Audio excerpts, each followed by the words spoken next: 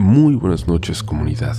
Espero encontrarles bien en estos días de invierno, de frío en la mayoría de los lugares donde nos escuchan, pero eso, el café, el ponche, el chocolate caliente, siempre es un buen pretexto para que la gente se reúna y fluyan las historias, los relatos. ¿Recuerdas cuándo fue la última vez que en una reunión así te contaron una historia de fantasmas? Si es así, por favor, cuéntanos esa historia y cómo fue el momento en que la conociste. Pero hoy te invito a apagar la luz, si puedes hacerlo, y recuerda, por un momento olvida todo lo demás y sumérgete en las siguientes historias, en el mundo de relatos de la noche.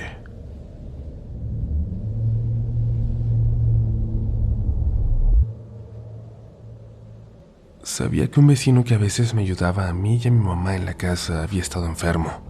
Mi mamá le tenía mucha estima, también yo. Nos llevábamos muy bien con él. Recuerdo muy bien que una noche yo venía llegando de la escuela y vi que había mucha gente en su casa y alrededor de su puerta, en la calle. Él estaba ahí parado afuera, pero la gente que platicaba no hablaba con él, aunque todos parecían estar en grupitos conversando.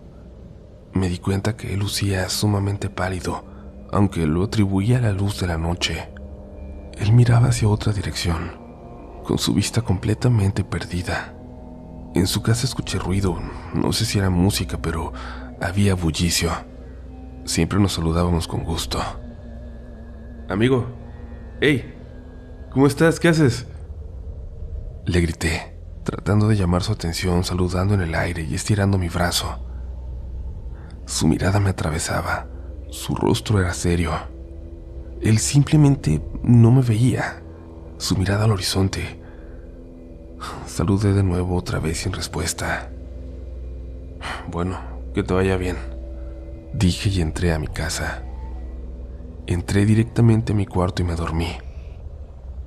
Al otro día por la mañana le comenté a mi mamá que la noche anterior había ruido y mucha gente en la casa del vecino.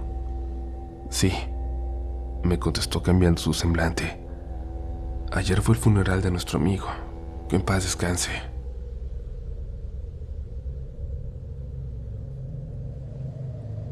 Hola, comunidad. Mi nombre es Eduardo Ramírez Nava. Estoy nervioso porque es la primera vez que comparto mi historia con alguien fuera de mi círculo más cercano. Para mí, esta es una de las experiencias más aterradoras de mi vida. En el altiplano potosino tenemos muchas tradiciones. Una de nuestras costumbres más arraigadas es la celebración de la Feria Regional Cedralense, que hacemos en honor a la Virgen de Nuestra Señora de la Asunción. Esta feria se celebra durante el mes de agosto y es uno de los eventos más conocidos de nuestra región. Además de las misas y otros eventos religiosos, se hacen festejos en los que se elige la reina de la feria. En 2010 mi hermana fue coronada como reina. Gracias a este título pudo realizar actividades benéficas y culturales, entre ellas el certamen de Reina de la Primavera, que se llevó a cabo en el Teatro Municipal. En sus inicios, el terreno donde hoy está el teatro fue una primaria. Según me cuentan, en el patio de esa escuela había una noria, un pozo abierto que utilizaban para extraer agua. Cuando la primaria cerró, se edificó el antiguo cine, que funcionó durante años como una sala de proyección. Además, fue el escenario donde se celebraron muchos eventos culturales. Finalmente, el lugar se convirtió en el Teatro Municipal Benito Juárez. El interior es tan oscuro que, si las luces están apagadas, ni siquiera puedes ver la palma de tu mano extendida frente a ti. No importa si es de día o de noche. Una tarde, yo le estaba ayudando a mi hermana con la organización del concurso de Reina de la Primavera. Al final de cada ensayo, aprovechaba que todas las participantes habían ido para subir a cantar al escenario. En el ensayo, habíamos encendido solo algunas de las luces, entonces el teatro no estaba iluminado en su totalidad. Mientras estaba en el escenario, vi que alguien se asomaba entre las butacas. Cuando hicimos contacto visual, él corrió para esconderse detrás de un muro. Al principio pensé que se trataba solo de mi imaginación, pero nuevamente capté sus movimientos.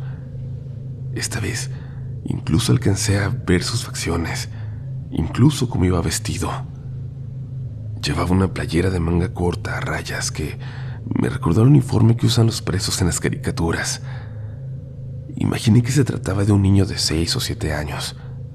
Tenía unos ojos negros muy profundos, su cabello era muy corto y llevaba un flequillo de lado. Lo que más me llamó la atención fue el color grisáceo de su piel. Parecía que había salido de una película blanco y negro. Yo seguí cantando para distraerme y no pensar tanto en el muchacho. Mi hermana y mi prima estaban platicando entre ellas sin prestarme la más mínima atención. Lo busqué entre las butacas. Necesitaba confirmar si ese niño de verdad existía o yo lo estaba imaginando. Pero el chiquillo se limitó a observarme. Decidí regresarle la mirada. Cuando volvimos a hacer contacto visual, él corrió nuevamente para terminar atravesando la pared. Se introdujo en ella como si fuera un portal. Yo me quedé petrificado. No pude quitar la mirada de la pared hasta que algo más llamó mi atención. Por una de las rampas del teatro comenzó a bajar el mismo niño. Esta vez, caminando en 4 patas. Parecía que estaba gateando. Hacía movimientos poco naturales para un ser humano y que me recordaron a los de una araña. Su cabeza apuntaba en dirección a mí. Me clavó esos ojos negros y me mostró una sonrisa macabra. En ese momento no pude contenerme más. «Vámonos, por favor. Vámonos. Aquí hay un fantasma». Les grité a mi hermana y a mi prima. Ellas no me preguntaron nada. Simplemente tomaron sus cosas y los 3 salimos disparados. Atravesamos un pasillo largo y frío que conecta el teatro con el centro cultural. Durante días tuve miedo de volver al teatro. Afortunadamente no volví a ver a este ser durante los ensayos. Ni siquiera lo vi el día del evento. 2 años más tarde, fui nombrado director de cultura municipal y por consiguiente también me convertí en director de este teatro. No voy a mentirles, el tener que ir todos los días a trabajar a ese lugar me fue haciendo más fuerte ante los sucesos paranormales. Los primeros meses después de mi nombramiento, todo transcurrió con normalidad. En agosto, cuando comenzaron los preparativos de la feria del pueblo, fui a buscar una bocina al teatro. Atravesé el largo pasillo frío y al abrir la puerta, me percaté de que habían apagado todas las luces. La oscuridad era tan densa que prácticamente no podía ver nada, pero decidí no encenderlas.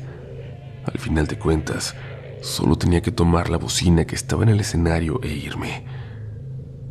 Escuché que alguien se había sentado en una de las butacas, justo en primera fila. De reojo pude confirmar que, efectivamente, no estaba solo. Pensé que lo peor que podía hacer era demostrarle que estaba asustado. Tuve que tragarme el miedo y actuar como si nada. Tomé la bocina y salí del teatro sin correr. Y entonces pensé que lo peor había pasado. «Ya lo hiciste», me dije. «Ya me hiciste el miedo. Eso no puede ser más fuerte que tú». En ese momento decidí que si iba a estar en contacto con este ente, iba a darle un trato lo más normal posible, como si él fuera una persona de carne y hueso. Las apariciones se fueron haciendo cada vez más frecuentes. Todos los días, ese niño se asomaba por la ventana de mi oficina. «Ah, ya estás aquí», le decía. «Ahorita nada más no me molestes, que tengo mucho trabajo, por favor». A veces le pedía que se manifestara de alguna forma y el niño hacía algún sonido para demostrarme que estaba allí. Yo comencé a compartir lo que estaba pasando con mis amigos y familiares. Al describir su presencia, una de mis tías reconoció quién era. Al parecer, se trataba del espíritu de una niña. Me contó que los padres de esta pequeña siempre habían buscado tener un hijo varón, pero nunca lo lograron y solo tuvieron mujeres. Ellos se aferraron a vestirla con ropa de hombre. También le dejaban el pelo muy corto para que diera la apariencia de un niño. Según cuentan, ella murió ahogada en la noria que había en el patio de la primaria. Esa misma noche volví al teatro y desde entonces comencé a llamarla por su nombre. «Justa, quiero saber si estás aquí», le dije. En ese instante, ella se manifestó a través de ruidos. Poco a poco dejé de sentir miedo de Justa. Me fui acostumbrando a su presencia. Ella se fue volviendo parte de mi rutina. Empecé a llevar a mis amigos para que pudieran conocerla. Por las noches, cuando los demás trabajadores se habían ido, nosotros entrábamos para estar con Justa. Como yo tenía las llaves del teatro, podíamos entrar sin problema. Normalmente lo dejábamos a oscuras. Solo iluminábamos el camino con las luces de nuestros celulares. Subíamos al centro del escenario para estar de frente a las butacas. Siempre iniciábamos con la misma frase: Justa, manifiéstate si estás aquí. En ese momento, todos comenzábamos a escuchar pasos a unos metros de distancia. A veces, escuchábamos cómo bajaba de la azotea para ir con nosotros. Quiero recalcar que si alguno de mis amigos entraba con incredulidad, Justa no se manifestaba. Tampoco lo hacía si alguien se burlaba de ella o se tomaba su presencia como una broma. Una noche, ninguno de mis amigos se atrevió a verla. El miedo se había apoderado de todos ellos. Solamente logré convencer a un amigo de que conociera a Justa. Ambos la invocamos. Al primer llamado ella ya estaba ahí. Sin embargo, esta vez había algo distinto. La atmósfera se sentía pesada, más densa de lo normal. Yo no podía escuchar los pasos de Justa. Vámonos por favor, me dijo mi amigo. Al parecer, Justa lo había jalado del pantalón, como cuando un niño pequeño intenta que lo cargues. Por el tono de su voz supe que hablaba en serio. Teníamos que irnos de ahí. Salimos corriendo, muertos de miedo. Nunca habíamos tenido ningún tipo de contacto físico con Justa. Solamente escuchábamos sus pasos o la mirábamos corriendo entre las butacas y bien nos iba.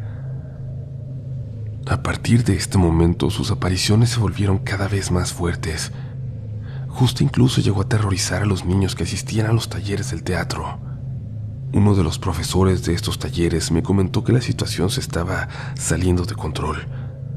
Me dijo que entre las butacas había visto algo que se arrastraba en el piso, moviendo una larga cola.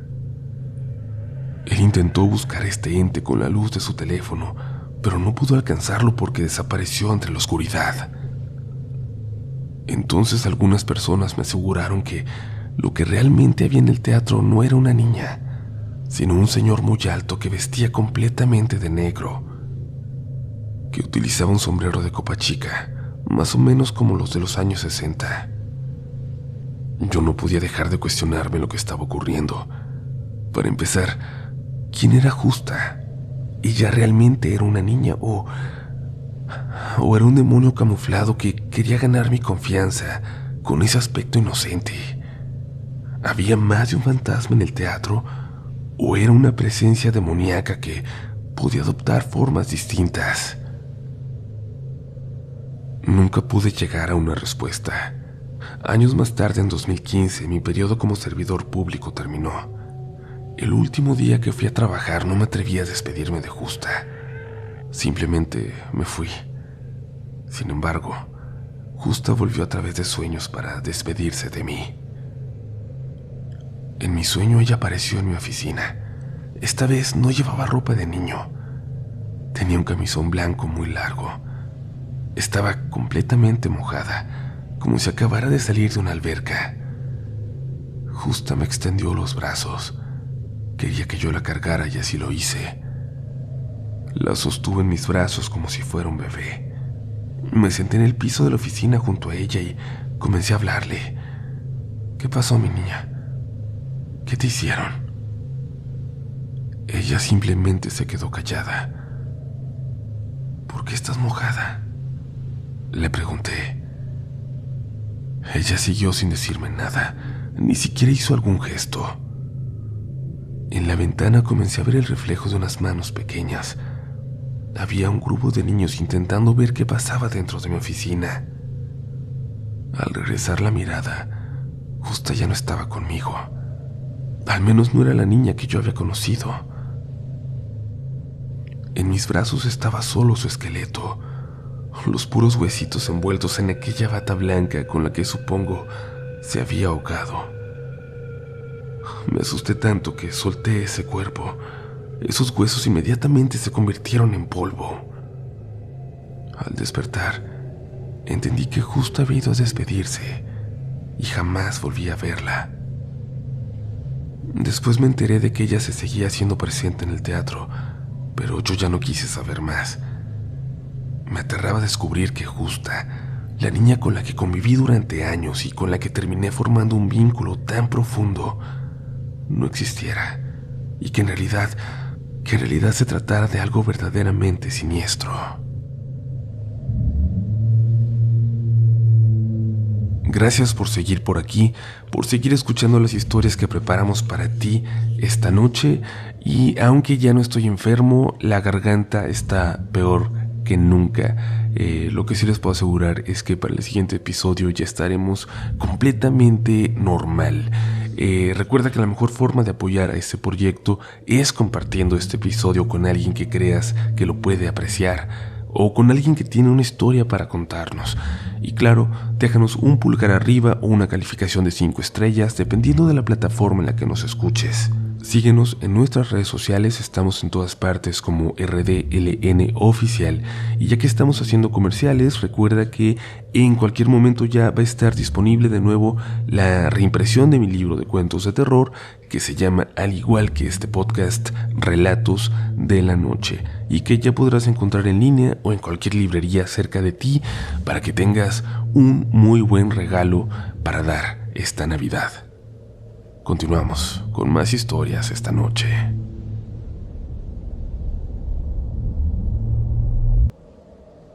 Hola Uriel, escucho el podcast desde hace tiempo y tengo muchas historias que contarte, pero no me había animado a compartirlas contigo porque mi español no es muy bueno y me cuesta expresarme correctamente. Ayer, mientras escuchaba Relatos de la Noche, recordé mis primeros años en México. Tengo 21 años aquí. Nací en Cerdeña, Italia, pero cuando cumplí 3 años vine a vivir a Guadalajara con mi mamá. Ella había conseguido una plaza como maestra en una escuela pública en Tlaquepaque, Jalisco. En vacaciones de Semana Santa viajábamos a un pueblito muy cerca de la playa Chacala, en Nayarit. Íbamos a visitar a Rosa, una de las mejores amigas de mi mamá. Desde que llegué me volví muy amiga de los hijos de Rosa y de sus vecinos. Por las tardes, cuando los adultos salían a tomar el fresco y a jugar lotería, nosotros íbamos a explorar el pueblo. También nos robábamos los mangos de las granjas vecinas. Con mi madre jugaba las cartas un hombre que llamaré Don Chuy. La primera vez que lo vi llevaba la vestimenta típica de Nayarit y me llamó tanto la atención que me acerqué a mirarlo descaradamente. Me acerqué a él para poder ver los bordados de su guayabera. Mi mamá me regañó por andar de mirona. Don Chuy le dijo que mi interés no le molestaba. Él me explicó el significado de los bordados en su camisa. Me habló de cada una de las figuras y de lo que representaban para su comunidad. En esa época yo casi no hablaba español. Me costaba mucho comunicarme con otras personas. Sin embargo, pude entender todo lo que él me decía. Todavía recuerdo sus palabras. Parecía que ambos hablábamos el mismo idioma. A los 6 años, mientras estábamos de visita en el pueblo, me enfermé muy gravemente. Mis vías respiratorias se cerraron y cuando respiraba se escuchaba un pequeño silbido que no era normal. Mi salud estaba tan delicada que mi mamá no quiso arriesgarme en la carretera de camino a Guadalajara. Me llevaron con el único doctor de la comunidad. El pobre hizo todo lo que pudo con lo poco que había en el dispensario. El hospital más cercano estaba a horas de distancia y todavía no terminaban de construir la clínica que hoy hay en el pueblo. Rosa intentó convencer a mi mamá de que le hablara a Don Chuy, pero ella no creía en curanderos y mucho menos en brujos. En ese momento, él ya era muy conocido por el trabajo que hacía con las plantas. Muy a su pesar, mi madre aceptó que él me atendiera. Don Chuy llegó a mi casa cerca de las 7 de la tarde. Se quedó parado en el marco de la puerta hasta que yo lo vi. Sus ojos no eran marrones como antes, estaban completamente rojos.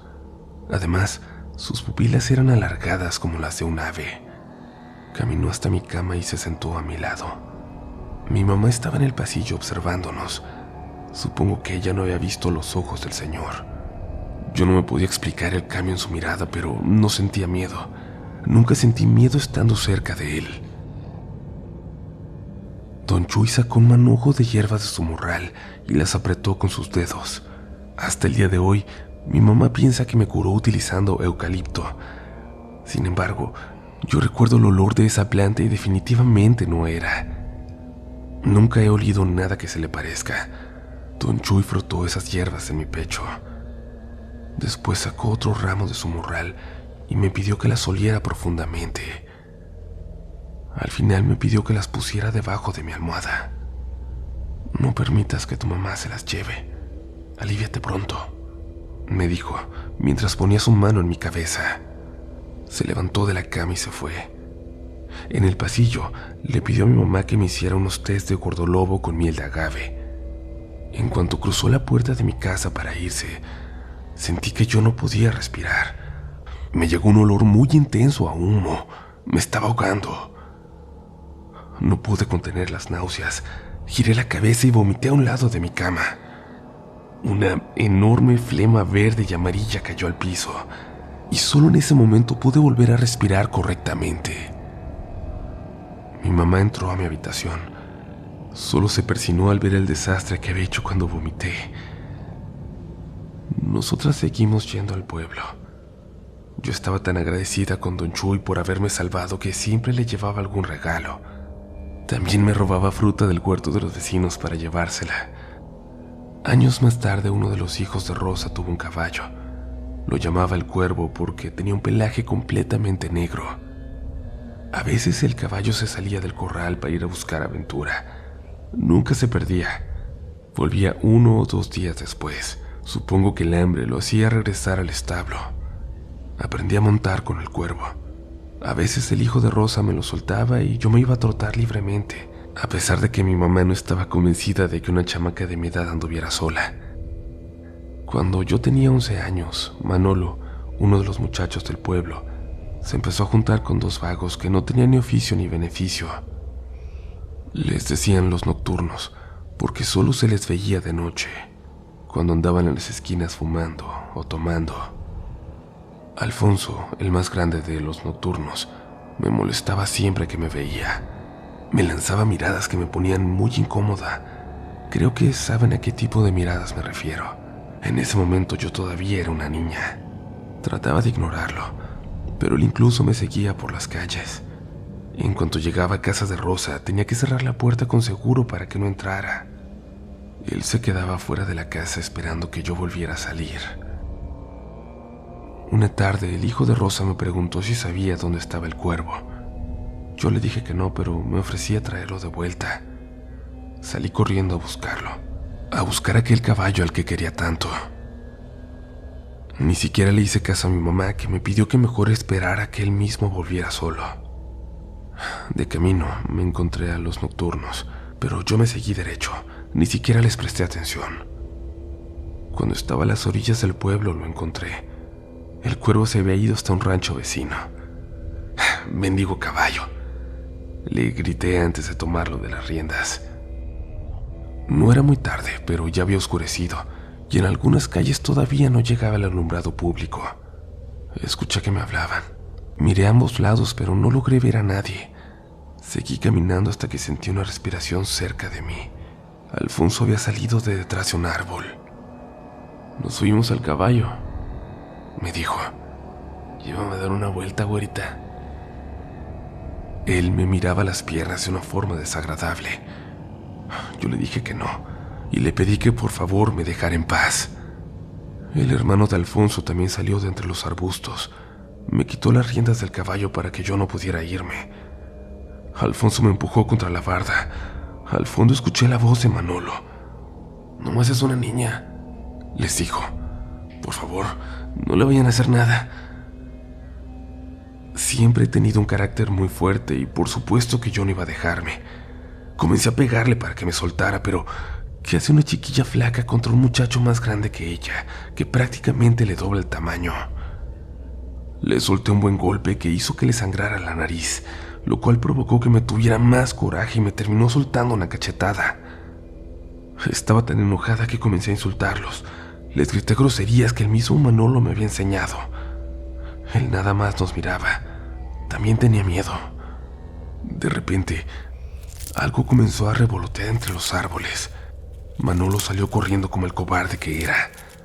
Alfonso y su hermano retrocedieron del miedo y también fueron a esconderse.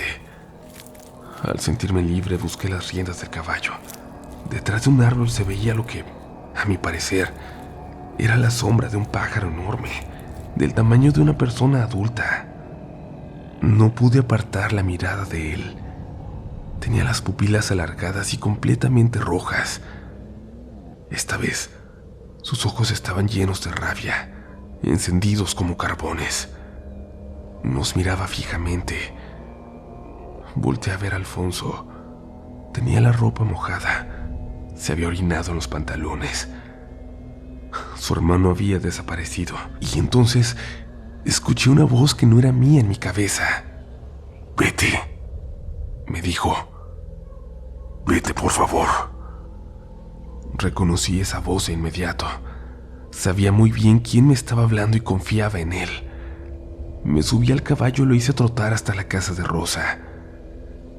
Mi mamá estaba en la puerta esperándome. Ella ya tenía el presentimiento de que algo malo me había pasado. No le conté nada para no preocuparla todavía más. Le dije que me había caído del caballo para justificar los moretones que se comenzaban a formar en mi cuerpo. Antes de regresarnos a Guadalajara, volví a ver a Alfonso. Él ni siquiera fue capaz de sostenerme la mirada. Me di cuenta de que tenía unos arañazos enormes debajo de la playera. Parecía que un animal lo había atacado. Íbamos rumbo a la carretera a Guadalajara cuando volví a ver a don Chuy. Estaba sentado bajo la sombra de un árbol. Supongo que estaba descansando. Él me dijo adiós con la mano. Yo solo le sonreí. El año siguiente mi mamá enfermó de neumonía y falleció. 9 meses después también murió mi tía abuela. No pude volver al pueblo hasta que cumplí 15 años. En ese momento, Manolo estaba trabajando como intendente en la clínica que habían construido. Alfonso se había ido a trabajar a Estados Unidos. De su hermano no se volvió a saber nada. Parecía que se lo había tragado la tierra. Me dolió mucho no encontrar a don Chuy. Algunos me dijeron que se fue a vivir a otro pueblo, pero muy pocas personas saben exactamente a dónde y nunca han querido decirme. Cuando les pregunto, evaden la conversación. Sé que este no es precisamente un relato de terror, al menos no lo es para mí. Es la historia de cómo don Chuy me salvó. Yo le guardo un gran cariño, mucho agradecimiento, y sé que él siempre me cuida, desde donde esté. Gracias por leerme. En verdad, les aprecio mucho, comunidad. Muy buenas noches.